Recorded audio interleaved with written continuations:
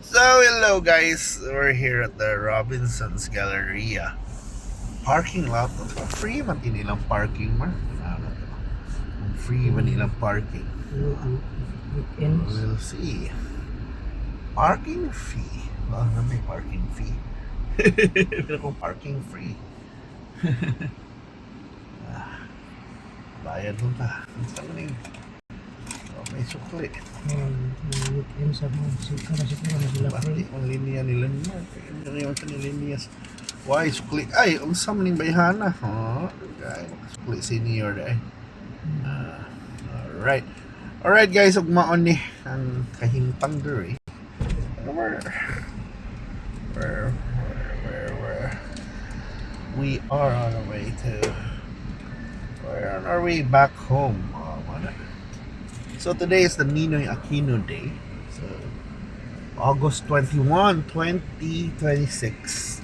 And of course, I want to greet my brother, Peter, for a happy birthday. And of course, shout out sa tanang birthday diha.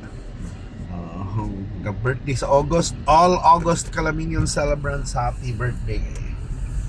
Today, we celebrate the holiday sa Pilipinas because today was the assassination day of Ninoy Aquino in 1983. Hinumdum yung ko anak na bata pa ko, mga 1983.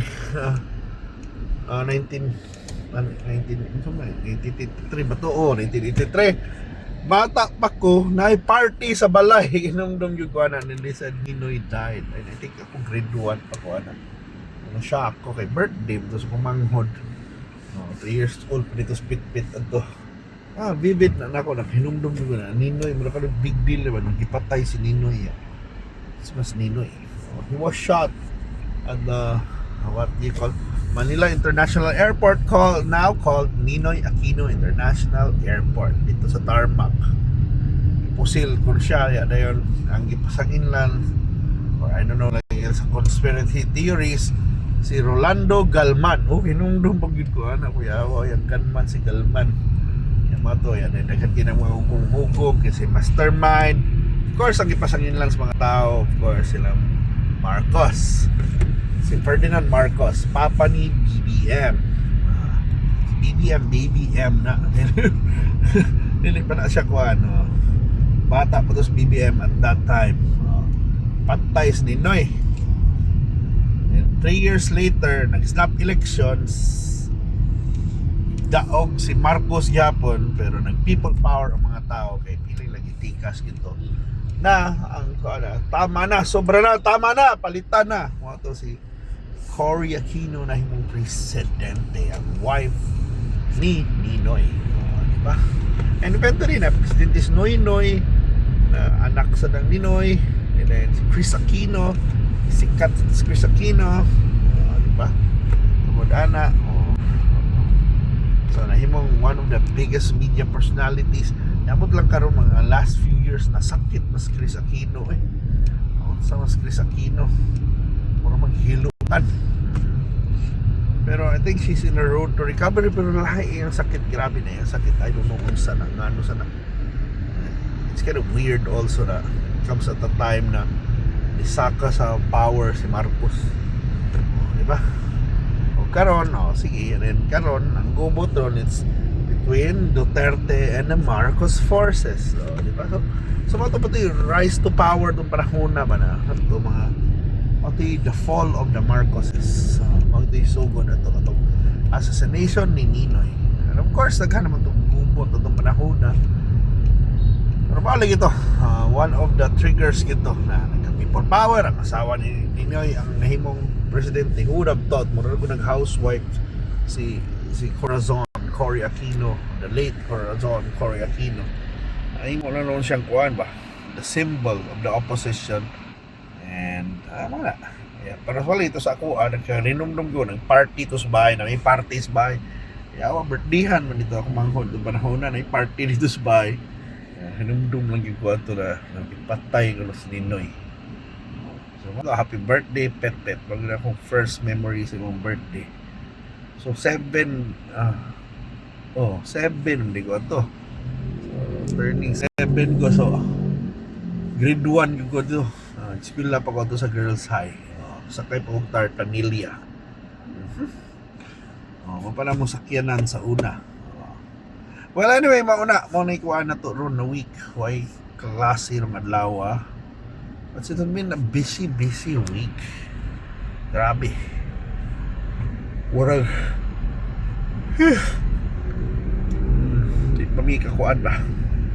Walang pahinga ang mga tao ron panahon na. May kuan ron. So hopefully magamit din yung weekend to rest, to recharge, to relax, to sleep. Sama na. Labi na sa akong wife. Congratulations sa akong wife. Na nipass siya sa national exam sa family medicine as a resident. Second year pa na siya. But yeah, she passed with flying colors. Diba? Congrats. And congrats to all passers. Itong mga nagkuhag exam recently sa inyong pagka-residente, sa inyong board exams. Congrats. And of course, katong nagpadong pa lang mag-exam, good luck. Kaya na ninyo.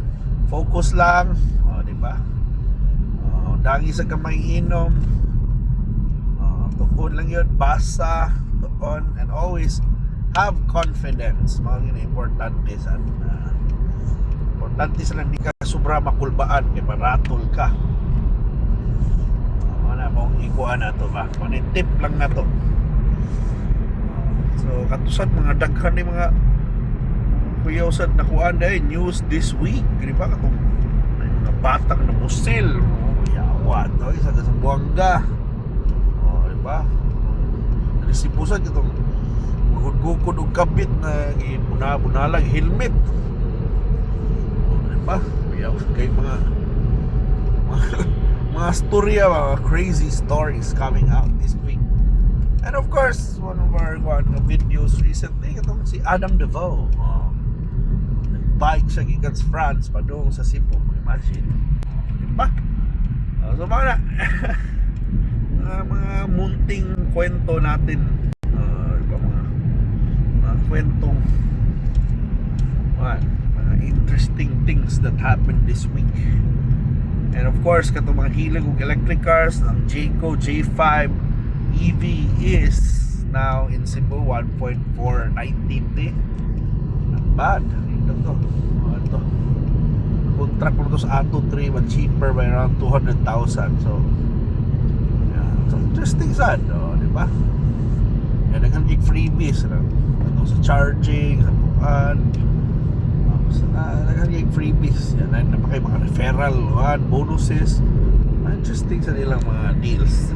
Check out the Jayco dealerships in Cebu. They're located in Mandaue and also diya sa Birama, diya pa doon Happy Valley ba, diya sa Gateway Group, sa grupo ni Goho. And mauna we're just chilling and money nindot king holiday traffic. So I guess manuroy mga tao ron, long weekend, nindot magpasahot ron, di ba? Pasahot na bar, Mar, di pa rin pwede, pero soon ko na sa iyang kuha na lang, na siya mahawa na siya sa GSM, kaya mag TNVS na lang siya. We'll see. Sa ikuha na lang. Sa ikalaki ala kung mag TNVS ng mga tao. Diba? Tanawan pa na kung sa ikuha na. Ang diferensya sa TNVS o kuha, di ba? Sa taxi, siglahi na grade sad, mas mahal din na. Mahal siya.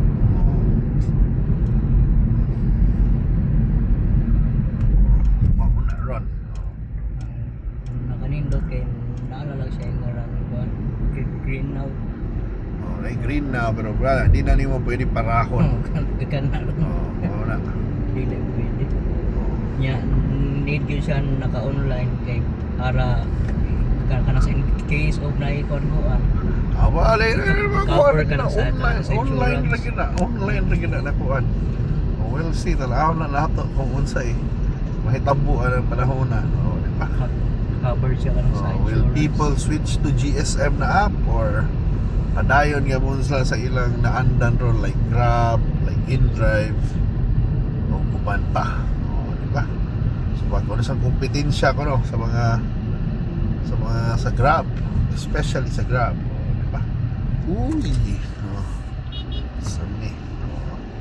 So wala guys, muna yung SMC side, and by the way, na yung mga bagong attractions sa seaside sa Luyon, na yung sports, sa pickleball, na si soccer field niya pohon. Oh, marami. Thank you so much for watching guys. Bye bye bye. And you know, pana. Have a happy long weekend ahead.